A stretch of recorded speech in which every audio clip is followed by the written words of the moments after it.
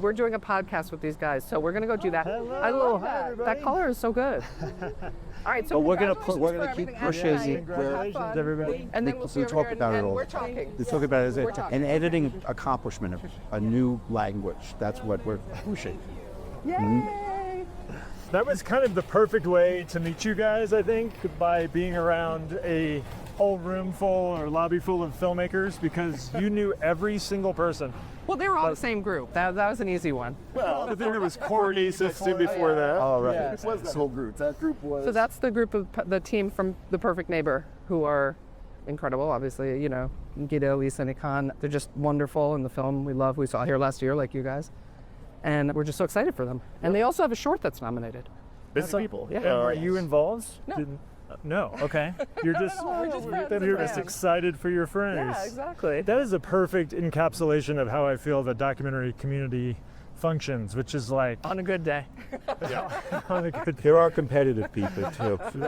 That's true, but I think in general it's the idea of like rising tide lifts all boats, Yes. and you know, when a documentary That's absolutely succeeds, we all succeed, and at least that's my very rosy. No, I completely agree, and that's kind of like the philosophy that you know, kind of we come from as well. So it's It's like being part of the dialogue. It's like you're making films and your friends are making films, and you feel like they're filling in spaces that you're never going to get to, but you're loving what they're doing too. Yeah. Just kind of, it creates kind of this lattice of I'm trying to excited. understand Like what's that film going is on. incredible, Right. you know, and that opportunity and the ability that they had to make it and to elevate it the way they did. You know, there's a lot of the films that are shortlisted are really wonderful. There's something about a film. Or Every once, nominated. it used to happen less. It's infrequent, but when you see a movie and you walk out and you say, "I've never seen that movie before." Yeah, Right. When you say, "This is a brand new thing," which is rarer with fiction. it's these great, days. and that's what Yeah. Vita's film really was. I felt like, wow, you've really utilized a source material in a brilliant way that immersed us in the human experience, which is exactly what you're going for. That's amazing. So I'm going to jump in here, Ben. I was going to say And we I- should introduce our. Well, I'm going to guests say, here. let's not Who are introduce these these people? folks, because I want to tell these people what's going on, which is that I'm Keith Malin, that's Ben Steinbauer, this is Doc Walks. We're in Park City, Utah for Sundance 2026. We started en media race, as they say, with watching our special guest right here say goodbye to their special friends, the, as of last week, nominated documentary filmmakers behind A Perfect Neighbor, which premiered here at Sundance last year. And that is what is going on. That is why we're here. We're sponsored this episode by the Austin Film Society. Yes, we are. Hey. Oh, cool. Our friends at the Longtime. And our in friends at the Austin. Longtime, shout out. And in one moment, we're going to play that little music that starts this podcast. And when we come back, we are going to introduce you to these delightful people. To my right, to Ben's left. But first, Do do do do. doo-doo-doo-doo-doo, Theme song. and cut. On your left. You're listening to Doc Walks with Ben and Keith. Are back. And we're on the little nature trail. We're just off Main Street. And we are pleased to introduce you to our special guests. Julie Goldman And and Chris Chris Clements. That's right. Would you go by Chris or Christopher? I always call you Chris. I'm Chris. Outside in my credits, I always go Christopher because my mom named me that. Stick to it. She would be very annoyed. Well, I'm happy She'd be annoyed otherwise. So Julie and Chris are the longtime producers behind Motto Pictures. Yes.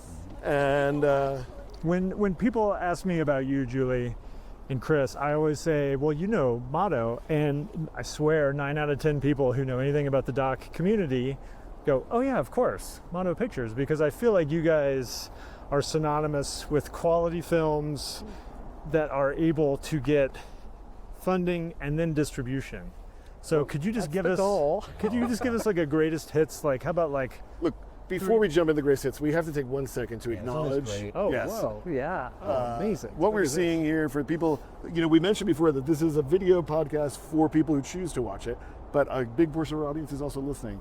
So we like to tell them what we're looking at. What are you seeing? Word picture, a lot of boots, sneakers, what do you call it? Like you would have in a lamppost in Brooklyn. We used to throw them over wires in Brooklyn. Last day of school. Yeah. So it's yeah. pairs they're of like, you know, old shoes. heads. Yeah. I see everything from a pair of slippers over there to ski boots, which that's an expensive thing to do to It's throw actually ski only boots. parts like That was a lot of I can effort. afford to though, do too. A lot of weight. Yeah. Yeah. You're right. I wonder underneath if it. these are like the shoes that people leave behind, and like the hotel just like comes here and throws them in the train. This doesn't feel like a hotel operation. This feels like an ad hoc operation. But this also feels a little bit like a message of Sundance 2026. You're out. Stories we left behind. Yes, Oh I my love goodness! Wow, Yes, that could right. already be our episode title. It usually Yes. takes us a whole hour to stumble into a phrase that works, but the stories we left Put behind. that on the list. Yeah, that's a contender. Well, speaking of contenders, back to Julie and Chris, who are not only contenders, they're succeeders, they're successors, they're mentors, they're producers. Well, tell us about Motto. Good. We started Motto basically without any Around 15 years ago? second. What was Buck? Buck was 2010. So yeah, like 2010. 15, 16, and 29. we started with a filmmaker who wasn't a filmmaker. She was just a photographer, and we were trying to find a filmmaker to make this film, Buck Branham and The real life horse whisperer. life horse whisperer. And we realized as we searched for a director that she was the director. She just hadn't directed, and we knew that we could help her do this because she was a photographer and she knew how to get a frame. And we kind of turned her into a filmmaker. She could have kept going. She chose not to. Now she's She's a producer. Yeah. But that was like the Oh, she start. just made another film though. Actually, she had directed her second film. That's true. Right, or third. She's done 3 films. Cindy. We're not giving Cindy enough credit. Yeah, we're not giving. But yeah, she and we had like surrounded her with people like with like Andrea Medic, who was a consulting producer on it and amazing person, and Toby Shimon to edit, and it ended up being a great experience. And it was here at Sundance, and it won like the audience award. It did wow. really well. Yeah, and Robert Redford was in it. It was because he. That's a good worked way to with get Buck. on into Sundance. Yes. Yeah. I'm shifting it in. He worked with Buck as his advisor when he did The Horse Whisperer. Oh, cool. So that kind of set, I think, us up. Yeah. Beautiful bird right there. We call it the tuxedo pigeon. Oh yeah. Yes. Does it get a shot of that? It's beautiful. Oh, beautiful. You know, this It's is actually a throwback Oh, it's a to our magpie. second episode when we came to Sundance, and Keith was trying to make our film podcast a bird watching podcast. I like to you describe do. what I see, and the birds, they call to me. Yeah, especially magpie. Lovely. Exactly. Didn't we find out it's not actually called the tuxedo pigeon? It's the magpie. Yes. the magpie. Yeah. But I'm going to keep calling it tuxedo pigeon. That's what I feel like it's important to stop and mention that you guys, in addition to being business partners, are also life partners. And Yes, I feel like can you that, imagine? I feel like that was well illustrated in the description of how Motto came to be, Yeah. where there was some arguing about the dates. Always. And, Oh, we argue all the time. That is, but that's if you don't, we can't. We just found out that somebody who we know is on the other side of the wall. I was like, get ready, you're gonna hear us like we we both grew up in New York. Chris is from Brooklyn, I'm like the Bronx and Manhattan, and so we are extremely loud generally because that's how we were raised to be. I love It's it. our culture. I'm always so interested to hear people's description of this because I feel like it's subtly different every time, but I'm curious to know, and I'm sure you've been asked this a million times, how do you maintain a work-life balance when you work together so passionately, so closely on something like documentaries that take such like commitment and around-the-clock attention and that sort of thing? So how do you guys navigate Well, it's that? definitely a vocation, not a job. So you're living your life while you're making the movies. It's not like it's hard to relax. It's hard Right. to turn off. But quite here was our trick. We realized we started in college even But realizing. yeah, we went to Brooklyn College. With Brooklyn College Film School. Wonderful time Cool. there. Okay. We realized you had to have at least 2 films going at the same time because you're going to be obstructed no matter what, and you'll waste time if you only have one, so you need to be able to switch over. And over the years, we kind of built that up so that we would have 8, 9 projects going all At the Motto. time. Yeah. And at Motto, they're at different stages. Some are developing, some are getting close to finished.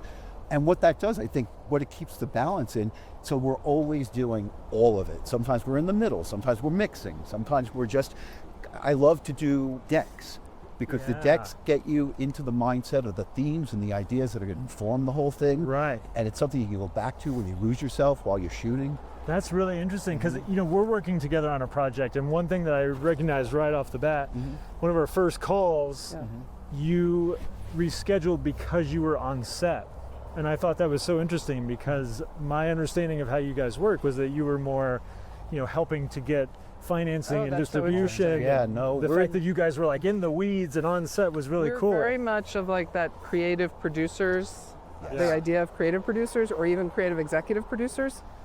So Chris, some filmmakers don't like it. yeah, but Because we Name tell names, them, you can feel free. no, but we do this. We're starting now to say, we're going to be all in your wheelhouse. So we're going to be talking about everything with you. We're not forcing anything. We tend to do this. Like a lot of films come to us where they already have some stuff shot and we have a sense of it. And we look and we say, oh, wow, we could see this film going in 3, maybe 4 different directions. Any one of those could really work with this material.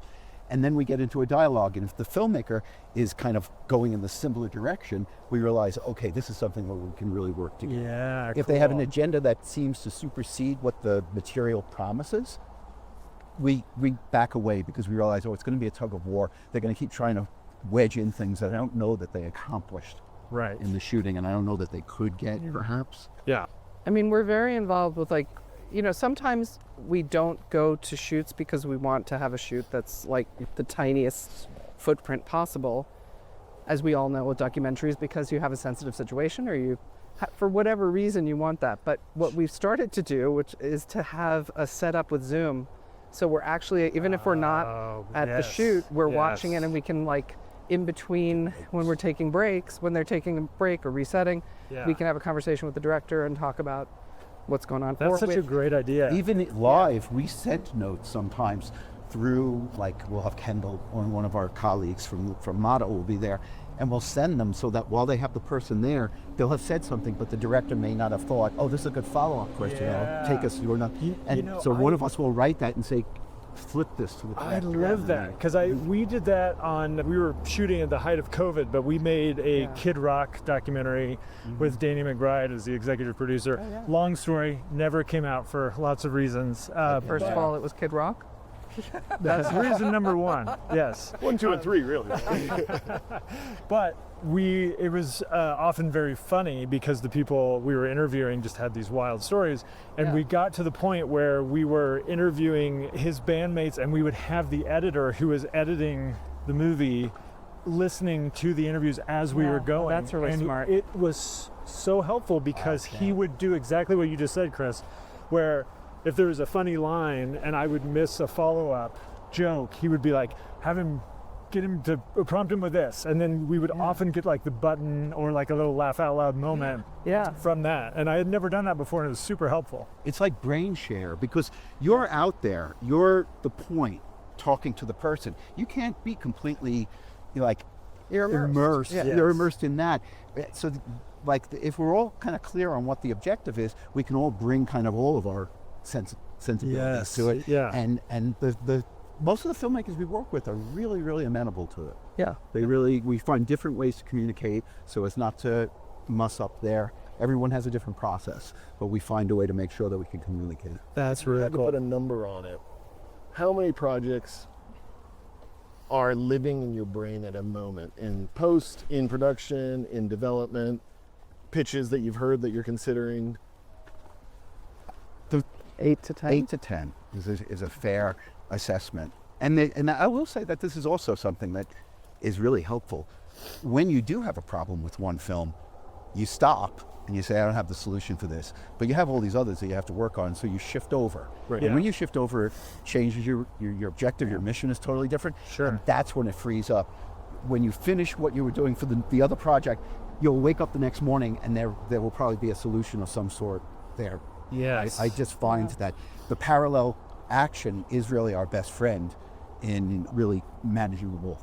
But the key and the most important thing is that when we're like focusing on one project, that's what we're focusing on. We're not thinking and talking about other ones. And I think that's why filmmakers don't feel like, oh, you're doing 12 other things. Because when we're with them, we're with them. And that's kind of always been the ethos, that like it's one thing at a time. And then immediately you turn to something else. But yeah. Right. And do you divide and conquer? Well, we have like complementary skill set, I would say. That's fair. Where I'm kind of like a bit of a bird's eye view of things, like a lot of the kind of like the fundraising, the kind of how we're gonna position the film, that kind of thing is more my wheelhouse. And Chris will like Good watch strategy. all the footage and be really across everything and be very deep in the edit. And I will watch cuts and be deep in the edit as well, but he's like in there on a different layer. I appreciate that. You know, I did a call with Chris and Julie last fall. We were talking about an animated element for one of your projects. Yes. And it was interesting because there were several execs on the call, and mostly we were talking about like big picture kind of questions, like approach dealing with animation. Yeah. But then the second we started getting into creative, Chris lit up and we went back and forth on 5 or 6 different little creative ideas. And I realized, like, I saw in you, like, oh, I think he'd be glad to have this conversation for the next hour. I know I certainly would. I do. That is, I go on and on because I like the back and forth because it enhances everything for you and me, right? Well, it was just fun. I mean, it was fun. Great. You know, It's fun. once you start talking about like the creative, you know, so many of us have to wear different hats, right? We have to be a producer. We have to be a director. Producers have to think creatively. We all have to be able to kind of wear different hats and step into other people's shoes. Utterly. But there's also kind of like what brings our heart to the surface, or what brings the blood to the surface, right? Yeah, Our exactly. pulse. And so that strategy side for you, Julie, when did you feel like you were hitting your stride? That's a good question. I mean, I've been doing that part of it for a long time. I mean, I came from having like experience in sales, and I did Film sales? a documentary Okay.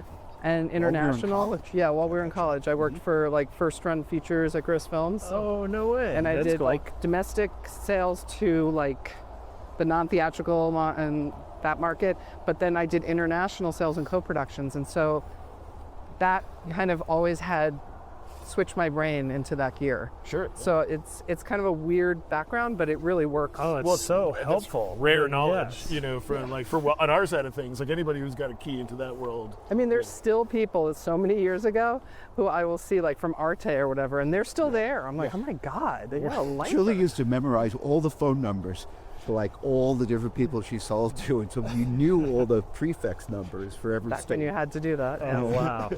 That's what. And then you know, Chris is like a real, like an incredible writer, and so he also can like take the decks and really shape them and, you know, work on that part of it and the kind of like the outlines and all of it. So I think it's like a really kind of, it really is complementary. Yeah, I think that we've had. I will say, we started, Which is part of why like we stay married, I think. If it wasn't, we'd feel each other. Yeah, go ahead, sorry. Right. No, because before we started this company, we made films under other guises and made different documentaries and things. But we did a feature, and we produced it on credit cards. Yeah, back Because when that was it was insane. Yeah. But we were young and we had deniability, and we said, I think I'm going to do this. And our professor told us to do this, Bill Hornsby. oh boy, so He said- he's responsible. Totally. He's like, you see all these people around the campus that are offering your credit cards? Sign up to every one of them. We'll buy a small amount of things for 3 months and pay it off. And then every 3 months you can get it raised, right? Your limit raised. When you hit your budget, shoot your film. And we were dumb enough and young enough to do that. And it was This crazy. sounds like a real 1991 story. Yeah. It's back there. Yeah, not quite. It's not quite that far. Okay. It's back there. And you cut to Julie and Chris screaming on the street saying, what are we going to do? But we did finish the film. Yeah. It went out. It was on VHS. It was in stores and stuff. And we were thrilled. yeah. And that's a stepping stone. It didn't make Yeah. us any money or anything, but it made back its money. it made like, back through its money international and Yeah. barely. Successful first run. And I'm Yeah. like, this is fine. Right. You know. Yeah. Right. Yeah. Yeah. Well, it Well, was I'm a great curious. experience. I'm curious to know. Speaking of film school, you guys mentioned you met there. Yeah. You know, scrimped and saved and probably made poor financial decisions to making that first. Give all your money to Kodak and do art. What was it about producing that you guys were drawn to versus like directing, for example? Because it sounds like you had the- directed. Well, I've directed before, and I liked it a lot. I thought it was really, I like to collaborate, and I always feel like I'm enhanced when I'm working with someone else. And I think that was probably it. I started to realize that maybe my skill is seeing capacity in other people, and it's easier for me to be a producer and be able to, because a lot of times people are really talented, but they can't see how far they could go. And then there are others who aren't, who think they could go very far. Right. I like the first part of that. I don't know the second. When we see people like that, we're like, this is something. Like I always feel like that with like you know Man Fu and Mai They're Tay. amazing. They're Like we these are people that we love. They're like brilliant. brilliant and alive, and that's kind of what we're always looking for. That it can be this kind of vibrant experience from stem Roger. to stern. Roger is Roger Russwood. Roger is like, we're doing something with him right now with two things. We can't say what they are. I can't say what they are. But we could talk about Life wonderful. Animated, which you guys did. Oh, yeah. That But I do want to say, I always wanted to be a producer, even in film school. I was like, I knew that's what I wanted to do. I never wanted to direct. And how did you know that? What was it about? Because I produced somebody's film and I was like, this. Yeah. I wanted to be a second unit director. Yeah. I was being realistic. Yeah. And this was back when they had live, like large-scale action things, and I loved Right. engineering mechanical things like crashes and things like that. And I did like a crazy car crash film when I was in college. And Oh, yes, you did. And I thought, like, I was so foolish because it was so reckless. But I thought, oh, they'll see this and they'll say, look, he did this for like 10 grand. Let's hire him. Right. And it's like, it never happened, but it did. Again, it's another one of those things where you're like, aha, I should do that. Right. Yeah. Let's do this next thing that I'm thinking about. Yeah, everything is the next step. Yeah. But Life Animated, it's funny you say that because when we were originally walking, Yeah. I was like, oh, there's the pool at this place. And I always think of Owen Suskind, who is the main subject of Life Animated. And Owen's like relaxing thing after a screening, which was intense for him. He's an autistic young man and it's a lot of input, but he loved it. But then he was like, I'm done. I want to go to the pool. I want to go back to the room and have a cheeseburger. I want to watch some Disney film. 3 movies laid out, ready to go. Wow. This was his. I learned a lot from being around him because I realized, Yeah. wow, you could shape your own life. Yeah. You know, you don't have to follow everything that's going on. It was very, very liberating. Yeah. But that was an amazing family. It's so Whole beautiful. family. We're still in touch with them. We love them. They're great. wonderful. Wow. You're basically saying it with all these stories that you're telling us about how you work and who you work with and the kind of subject you're drawn to. But is there sort of like what's the right word? Like a mission statement or ethos to Motto Pictures? Like if you were to sum up like the kind of work you're drawing. What is the motto? Yeah. I did come up with this one, but it was a joke, which was dragging filmmakers kicking and screaming to their best work for over however many years. Yes. I was thinking, well, we hit that'd go great 20, on a maybe we shirt. would put that on a shirt. But that's, it really wasn't. It's not really, that harsh. no, it's not. I mean, I think it's Kind of any story. telling stories that mean something to us with people that we enjoy working with. I mean, I don't know, that's so simple. Yeah, no, I think it's also, if you're curious, if you find the world curious and you can get into somebody else's passion, when you watch a documentary about something you would never do in a million years, but you could understand the passion. Yeah. Like, that's kind of, I think, which kind of drives us, I love that. Yeah. I think that it's that we hook into stories that we never knew existed. Like Chicken Pico is a perfect example. I never knew That's that. a great one. Love that movie. And I learned so much about chickens that I would never know. I'm not familiar. Oh. Chicken people. It's so It's like interesting. Best of Show with chickens. Oh, Okay. that's a Who good knew pitch. Yes, it is. that they have Except for real. Yeah, This is- true. since like Yeah, 1890 but it doesn't they say have had real. the like the articles of perfection, and every subdivision of chicken has a measurement Around? for everything, for the I was just waddle, thinking for the and I came from Brooklyn. I grew up in Brooklyn, but now I know. I don't know a whole from bunch of- chickens. I can look at a chicken and say, "Nice waddle." I go to the chicken and say, needs a little salt. I'm going to come up with a motto before or after this podcast. Yeah, we That's should have a name like we can motto. update. We can always update. We used to have updates, we used to update on our website and different mottos, quotations, but we stopped Oh, that's cool. pretty early. We've gone through several tunnels, and the conversation has been flowing so naturally, but we haven't been commenting On the tunnels, on the murals. And I want to say we walked through a tunnel that was all about the art of, or the slog that is the labor of working in mines, which I guess is what people used to do out here. Yes, this was a mining town. And it was right when you guys were describing your work life, and I didn't want to interrupt. Oh my to God! make And I that. looked right through it. I Right? did not see that. This is a little crumb-ish. Yeah. There you go. Little crummish. It is a little art crumb. Yeah. Although Yeah, like there's a film It's a camera very right here. 1930s Oh, yeah. style. They're Appreciation. going to erase that after Sundance moves. They're going to make that into something else. That's right. What would it be? Like a pair of ski boots? Yeah, exactly. Or... In a prayer for snow. Walking through the tunnel with Julie and Chris, we see a light at the end of the tunnel. We do. What is the light at the end of the tunnel for doc filmmaking in the industry right now? I think it's that, it's always these extremes of people saying it's the golden age, it's the death. There's a line, and if you've been doing this for a long time, I think you see that line, and there's moments that are more advantageous for us, and there are moments that feel like there's a real dearth of opportunities, but at some point there's always something else that comes, and there's some way that we find other outlets and other opportunities. I don't like to say like it's dead, you know. I think it's too easy. Yeah. It's not. I mean, because the world just keeps spinning and stuff keeps happening, and we're always going to have to try to get our arms and our brains around what's going on, and stories are the best way to do it. And, you know, it's healthy to have, like, I like the investigative work, that where we work on investigative journalism stuff. I find it very interesting because I find, like we did a thing on Robert Fisk, and he was a fascinating person, and he like the filmmaker was with him, and I forgot where they were. They were some like in Jakarta or something like that. But he was so known as a, you know, like a kind of an activist journalist that he explains to Young, the director. He's like, there is a coffee place 3 stalls down. Like when he comes in, they come in on the plane.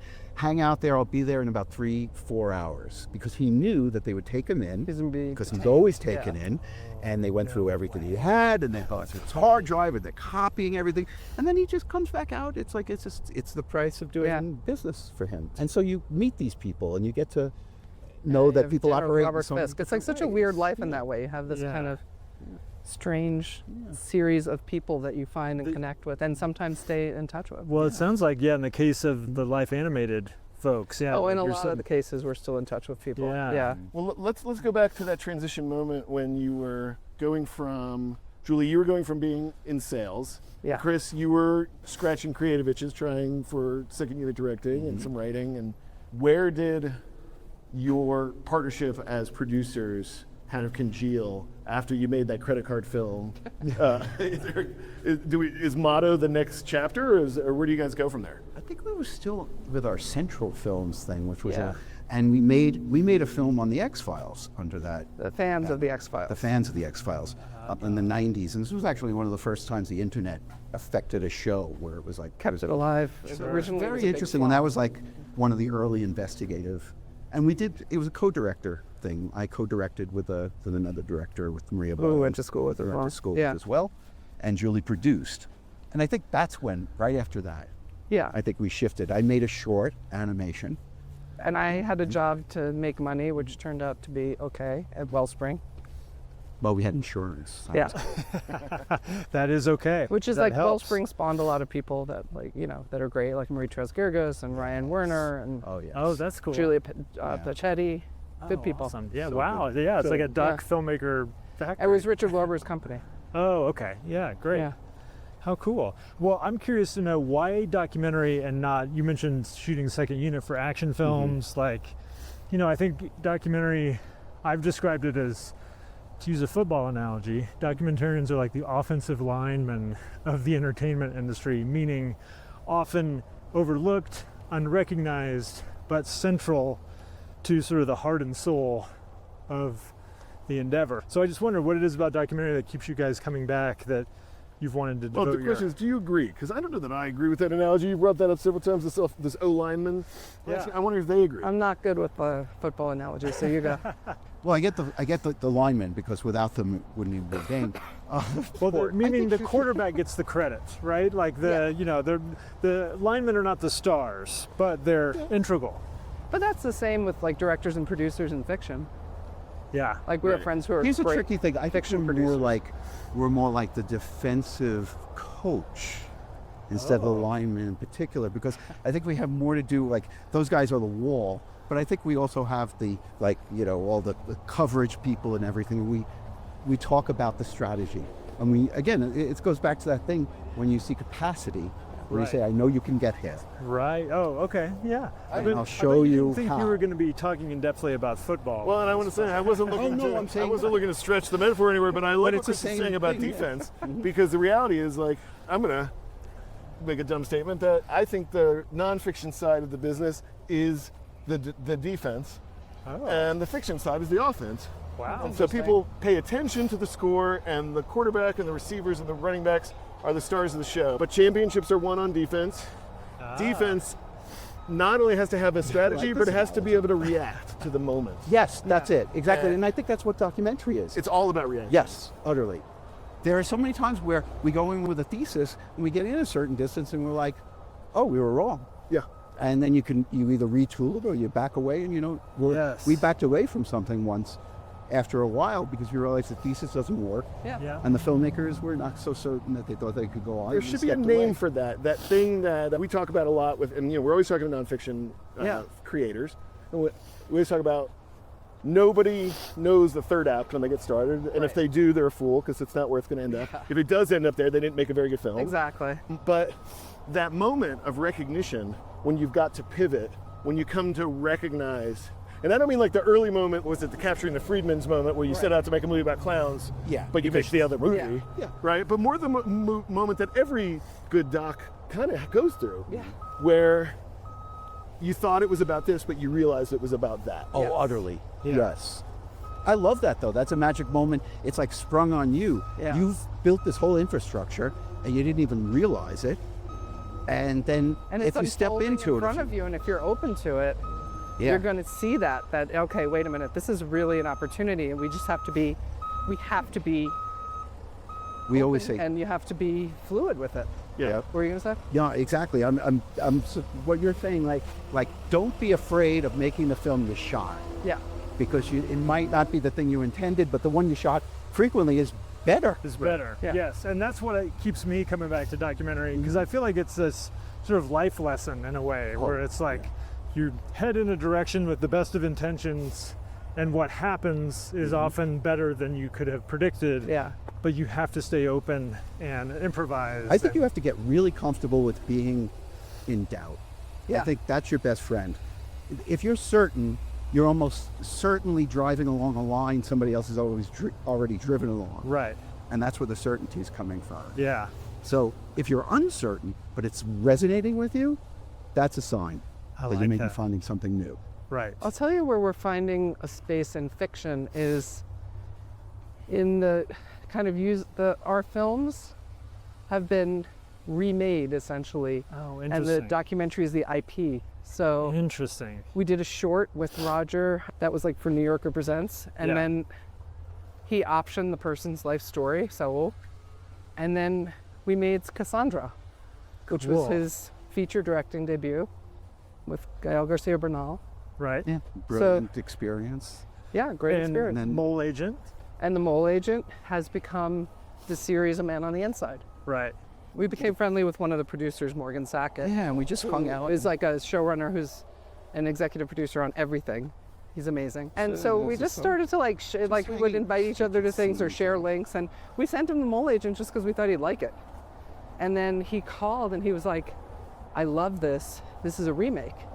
And this should be a series or a film. And we were like, well, somebody kind of has the rights. And it's a messy situation. So he's like, okay. And then like a year later, we saw him at the PGA Awards, and he was like, what happened to The Mole Agent? And I was like, are you serious about this? I said, yeah. And we were like, said, okay. All right, I'm unleashing myself. We're out of this other situation. And we did. Because the option was never Actually, really finalized. right. And we didn't want to work with those people. So we went back. And we should speak to Mike Shore and that team, Yeah. who the first season was like first of all, my favorite thing was they pitched us, and like the stuff they pitched us was stuff that was in our documentary. Yeah. We couldn't make it work.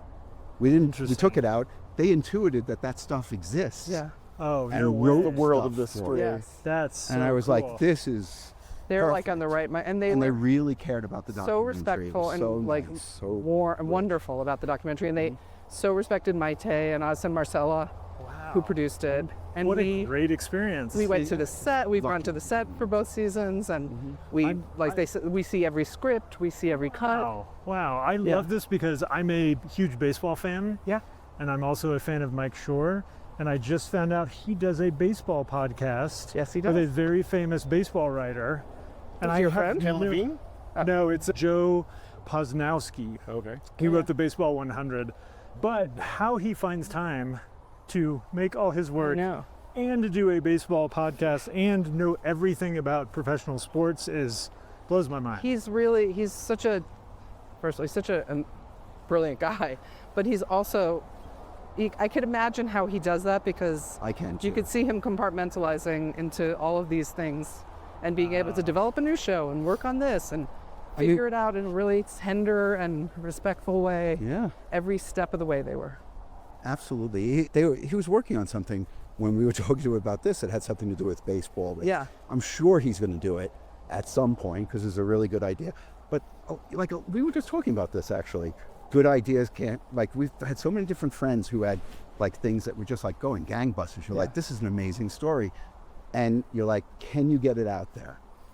And I really feel that there's kind of a breaking point coming up where we're going to start seeing movies coming out a bit more with voices.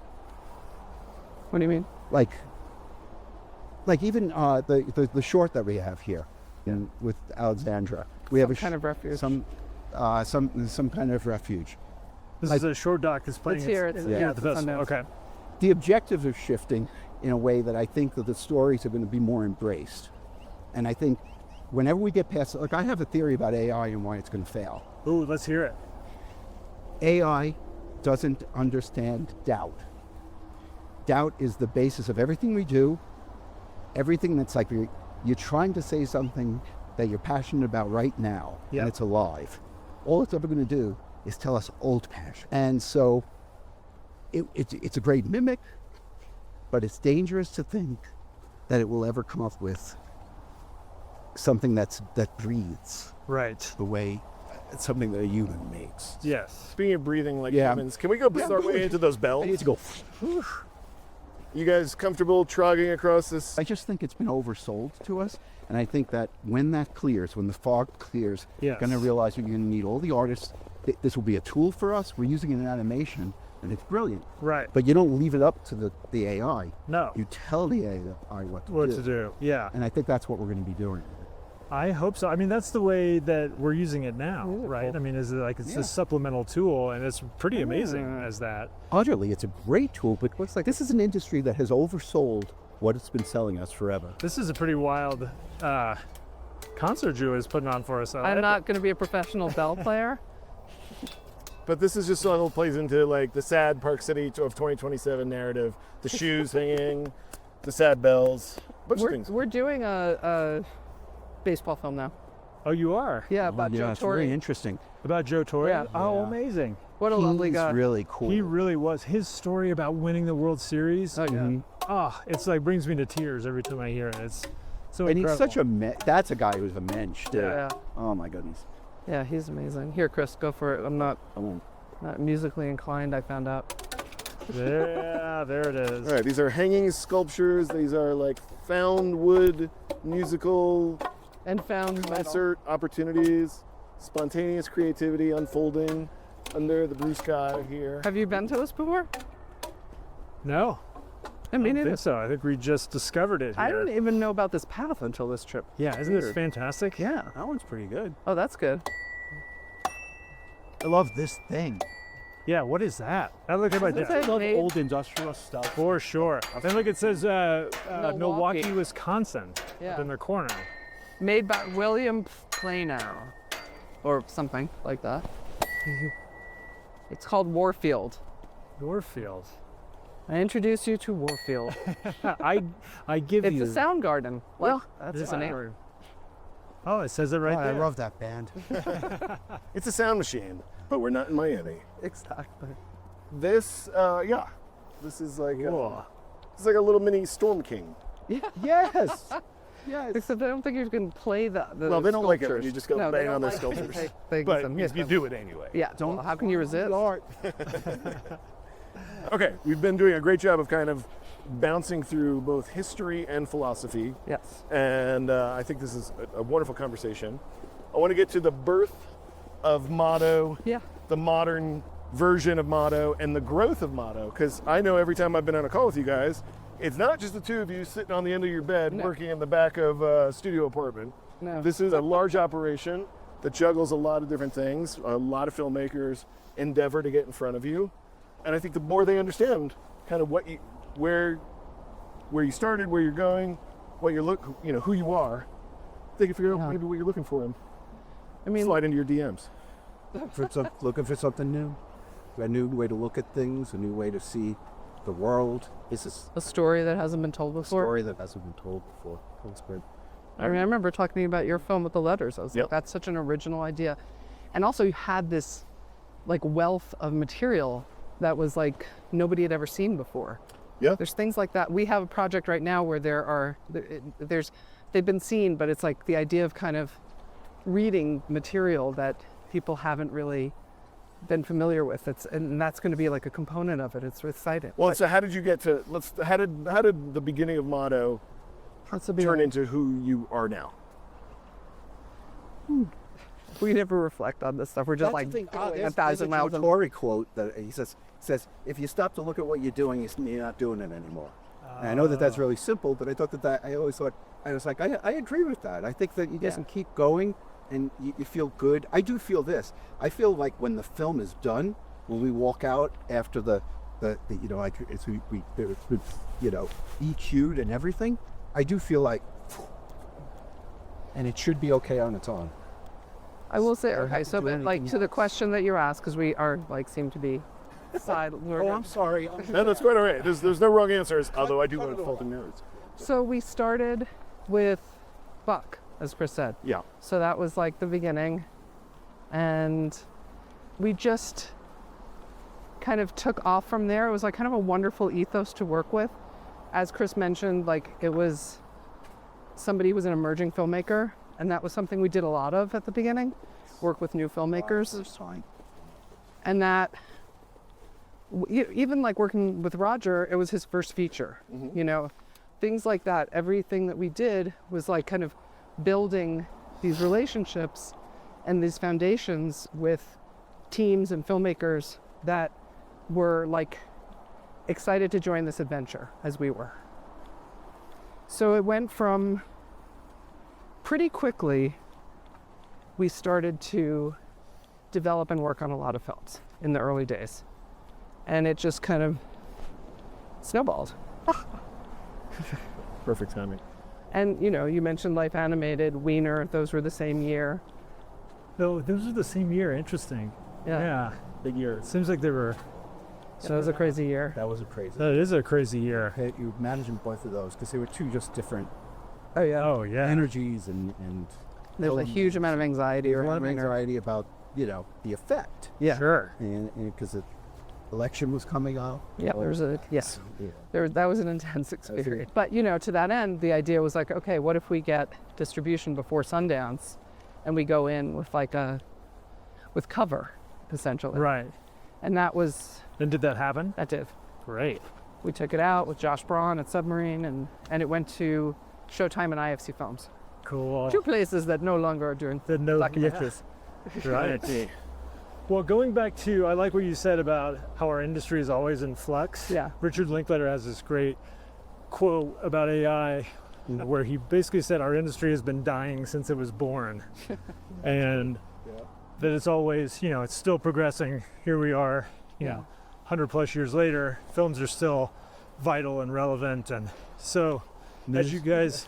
News of my demise is very exaggerated, but it's Right. Right. Yeah, so we often talk about doom and gloom in terms of the documentary landscape. I want to hear some positive things about the documentary landscape from you guys right now. Absolutely. I mean, kind of in a weird way, having the shortlist with 3 streamers, each having a film, is a positive thing, because the kind of excuse, well, it's so hard for us because internally, we support these films and then we get shut out. Now they don't. Right. And there's 2 independent films as well. And I have to say about that's not a film that's even though it was under crime, people stayed with that film. Yeah. Which means that they're ready for challenging. Sure. They don't need to be led by the nose. And a lot of things, we do have films where, it's always like, well, why don't we just say it? And it's like, no, it's better to show it. Right. And that's, I think, how that, But I think that is a positive, because there's always the politics of it, right? And we want to have an ecosystem that supports independence and where you can have an independent film and also have it acquired for distribution, and where you can have films that are supported early on by funders or even, end users. If you can mix that up, and if we can kind of keep that going and realize like there are huge audiences if you do it right. And that's the thing. There's so many people looking into what to do and how to solve this problem of the documentary space, the theatrical space, all of it. And I think they're going to come up with interesting ideas. I don't think they're all going to be great, and I don't think they're all going to work, but I think some kind of Frankenstein of them will be interesting. Yeah, and I like what you just said there too. What I heard in that was that if you do it well, it may not be getting a theatrical release, but it'll still find an audience. And that's really the key, is like, if you make good work, it will find an audience, whether it's a YouTube series or a feature doc. Yeah. Well, let's talk about those like YouTube series of it all. Is there an expanded platform? We're back in the coal miner tunnel. So let's talk about the hardest part of our job, and then remember that we're not waking up at 4 a.m. to go down into the mines, which is this is not. We have it pretty good. Yeah, I have to remind myself. But so where is this industry going, right? And where is the platform or the tactic or the rethink that you are excited about, that you think you might embrace, or some of the filmmakers you're working with are dabbling in?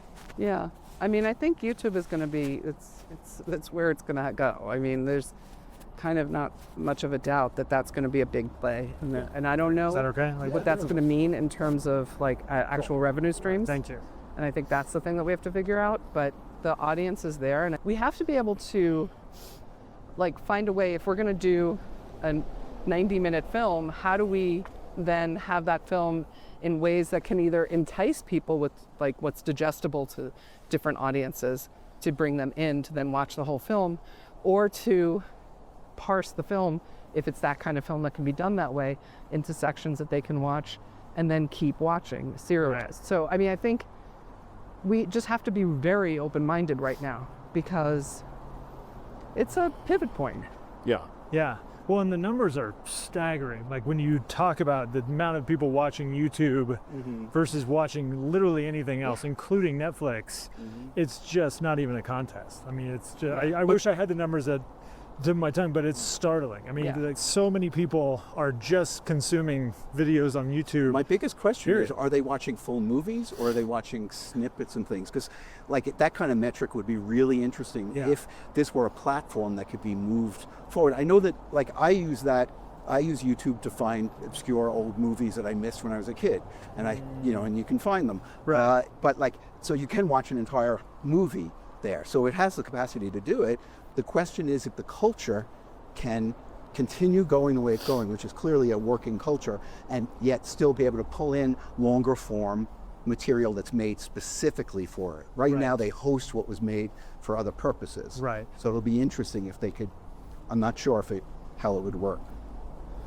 Yeah, I think we're all trying to figure it out. I mean, and that's actually one reason why we started doing this show, is just the idea of like telling stories in a new way, connecting with storytellers, trying to parse this idea and just basically celebrate the art form that we love too. And I feel like kind of goes back to what you said, Julie, where if you just are sort of telling stories that you love and trusting they will get out in the world, it's a lot of work to get it out into the world.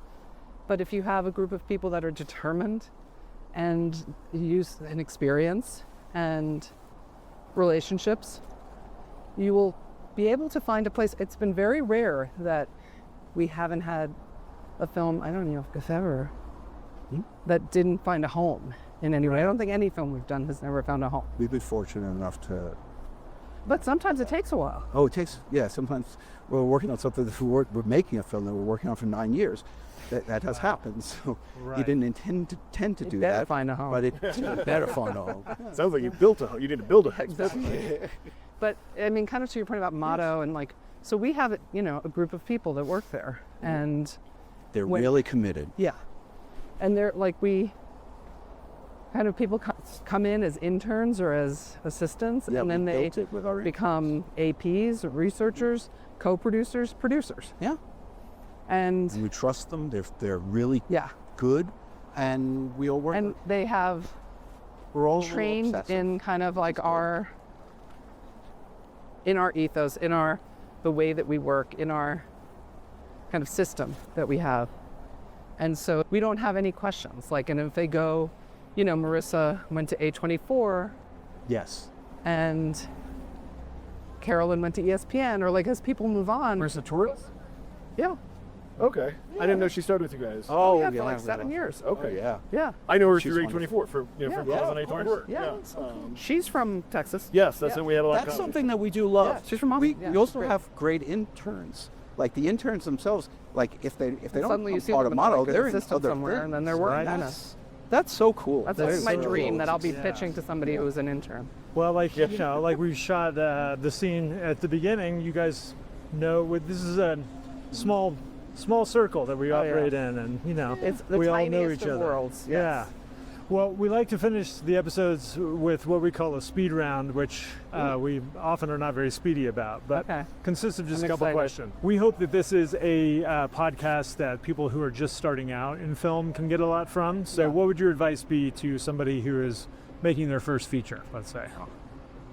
Before I do that, I just want to point out the show of force. heavy police presence here. That's a show of force. I just had to. That's great. Sorry. Yeah, it's like such a great thing to see right now. I would say what's really important is to make alliances with other people for the films. I mean, that's really key. Look for other people who you want to work with who have done films that are similar. That maybe like, there's a lot of programs where you like pitch, whether it's Hot Docs, I don't even know if they do it anymore, or Sundance, or any of these places where you pitch, and try to go to something like that and see what it's like to kind of how you present a film, so that you can watch a lot of that online. Right. So get an understanding of how, because it's really important how you show the sizzle, if you have one, or some scenes from it, or a deck, and it's really important how you present that and how you get that out there. And there's so many tools online to figure out what the best way to go is. And then there's also ways to find people if there's films that you love and there's somebody who was like a co-producer on that film, or maybe they're looking to be a producer. Right. And you have the same kind of mindset as they do. And that to me seems like a good way to find like alliances with others. Gotcha. Building community, forming alliances. I mean, when you describe like those pitch scenarios, I've given the exact same advice. It was the advice I was given when I started, was go to Hot Talks, go to the pitch forum. I watched Waltz with Bashir get pitched, and to say that didn't change my life would be a lie. Yeah. Like that moment, being in that room and realizing like, oh, animation documentary is a thing. That could be a thing. I never knew that before that moment. But I also saw professionals at a table kind of giving feedback. Yeah. And I saw filmmakers in the audience. The audience was filled with filmmakers, all trying to figure out. I feel like you said, I don't even know if that thing still exists. I don't know if it still exists either. It's not in the same form it used to be. Now there's like round tables and things like that. And it did get to be like a little bit of like, annoying high school, where there were like people who were like at the table who would be, really critical so that they could look good in front of their other friend at the table. And I'm like, you're going to get $5,000. They might have been sleeping with on their international exactly. trips. Yeah, exactly. And you're going to give us $5,000 and you're putting us through the fucking ringer. So, yeah. Right.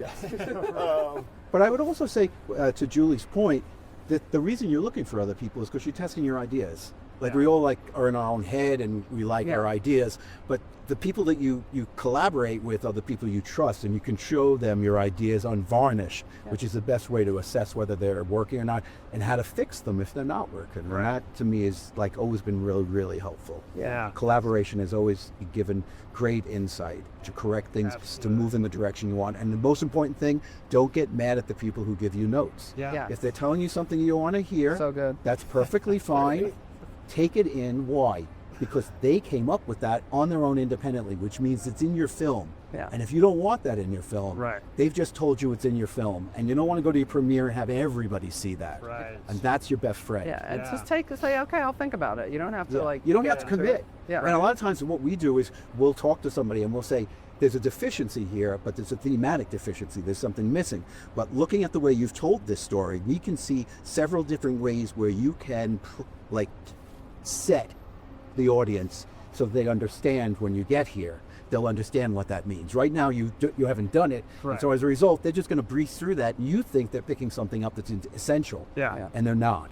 And that's kind of what I think we do. Like we do the wing people, watching for that to Right. help the filmmaker make sure that they don't trip over that. That's cool. Next question is, what was the gateway drug film documentary for you guys that you saw that you were like, I want to do this. I want to make docs. For documentaries, Yes. probably Gates of Heaven for you. Gates of Heaven. Well, you said Gateway. I was like, that's a good one. Yes. Like, And what I is it love about to- Gates of Heaven? Because it's not about a pet cemetery.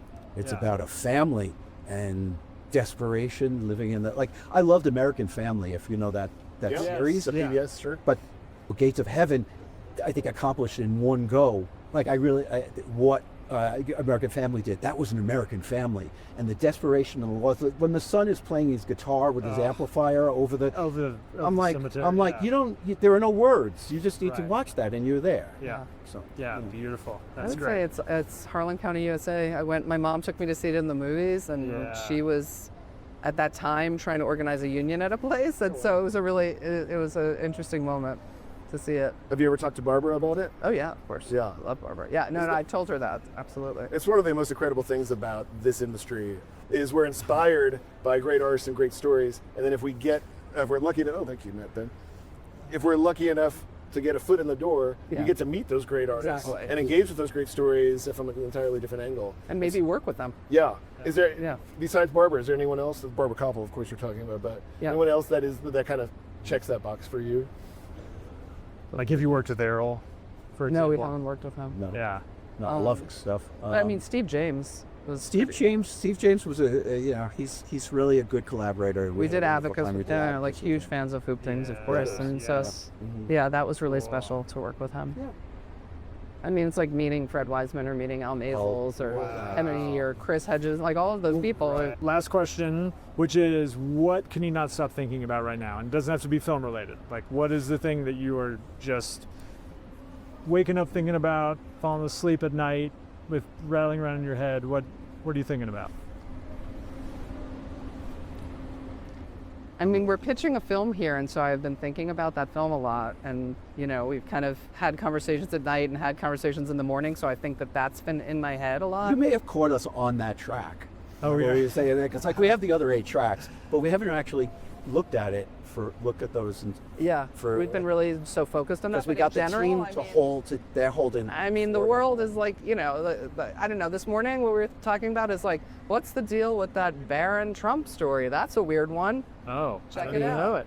Check it out, people. It's Okay. very weird. Is that So, right? like, He's not Trump's son and he's that other guy? No. He has some weird connection. In to any some- other scheme of reality, this would have been the biggest story. It's just so He mysterious. called a 911. He called in 911 in the UK from here for some woman that was being beat up by a guy from Russia. He was on Zoom with. What? Yeah. This is anyway. why we I need was just investigative like, journalists. Both of us We read need it more of separately, them. and we were like, "Did you see that Barron Trump thing?" Anyway, but like what we're thinking about is like the world is imploding, and we're trying to, you know, tell good stories, and Right. and we're trying to not be distracted all the time by what is happening, which is pretty hard to do Yeah. in every part of it. I will. Wow. Well, and not only like politically, but just we have a distraction machine 24 hours a day in our pocket that is just trying to maximize our attention, not for good purposes. Trying so hard not to get lost in that and really Exactly. focus on the being with people. Like that's what's Right. really nice about being here. Yeah. Is just seeing everybody and actually connecting with people. Right. You know, you get sick of it after 2 days, but the first 2 days are fun. Yeah. I recommend going on for an hour-long walk with them. I've heard that's great. I would just say very quickly that the end has always been nigh. I've lived through. I was going to die in a nuclear holocaust. I was assured of it by my adults, friends, and somehow we always sort of squeak through. And I think it's a really ugly time right now. But I remembered when W was president, and I thought this is the lowest stage we've ever been. And I'm like, I'll never say that again. Yeah. And eternal vigilance. We just have to we can build it all back. Yep. All they did was break everything. Right. We're smart. We can figure out how to put it back together. Well, and ugly times often produce amazing works of art. Utterly. Yes. Yeah. Utterly. That is the hope Innovation right now. goes crazy during bad Yeah. times. Yes. So there is that silver lining. All right. Yeah. All right. Well, thank you so much for your time. Thank you, Congrats Pete. on the short film. We didn't really talk about that. Can we just yeah. get the one-liner on Sure. what film you're It's, presenting? Yes, it's about a community that's along the Mississippi River in New Orleans that's being kind of reclaimed by the river, and how they are handling that, and it's quite beautiful. In a non-activist way. They're not trying to fix it. They live among it. They recognize it. The Mississippi has changed its banks. It's moved around all the time, and they're accepting of it. Somebody had built in this bowl. They've lived a wonderful lives, and they have these people who are still there, and they're like, when it goes, but for now. It's very kind of evocative and philosophic. It's really What's the title and who's the filmmaker? Some Kind of Refuge. Alexandra Kern is the director, and Colin Catterett is the producer. Great. Cool. It sounds beautiful. It sounds a little bit like Werner Herzog's Volcano movie, where he goes to the active volcano and interviews the people who stay. Yeah. Werner is another one that I love. Oh, yeah. Oh my God. You never know what you're going to get from him. He's amazing. Yeah. It's terrific. So if he's listening, Werner, work with Motto Pictures. Oh, if you Contact would, Chris. we'd love to do that. Oh, you're brilliant. Thank you guys so much. This is Great. Thanks, guys. Thanks for everything. We are going to let them get going, and we are going to move on down Main Street to our next interview. We'll catch you guys next week on DocWalks. This episode is sponsored in part by the Austin Film Society, the 40-year-old film institution founded by Richard Linklater. Austin Film Society supports nonfiction filmmaking year-round through its monthly Doc Nights series at AFS Cinema, along with its annual documentary film festival, Doc Days, held every May. Learn more at austinfilm.org. This episode is also sponsored by The Longtime. The Longtime is a one-of-a-kind event space located in Austin, Texas, hosting everything from sandlot baseball to commercial film shoots. Art exhibitions to surprise weddings, it's the perfect home for your next creative gathering. The Longtime is the home of the Texas Playboys Baseball Club, the host of the annual Wizard Rodeo, and available for private events year-round. Learn more at thelongtime.com. Next time on DocWalks, we are off Main Street and walking the icy slopes near the Park City Library with Joy Bubbles director Rachel J. Morrison.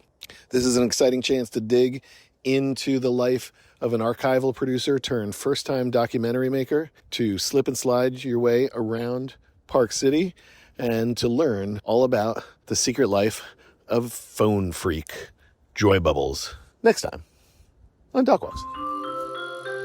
DocWalks is created, produced, and edited by my friend Ben Steinbauer of The Bear. Hello. And my friend Keith Maitland of Go Valley. Thanks for tuning in.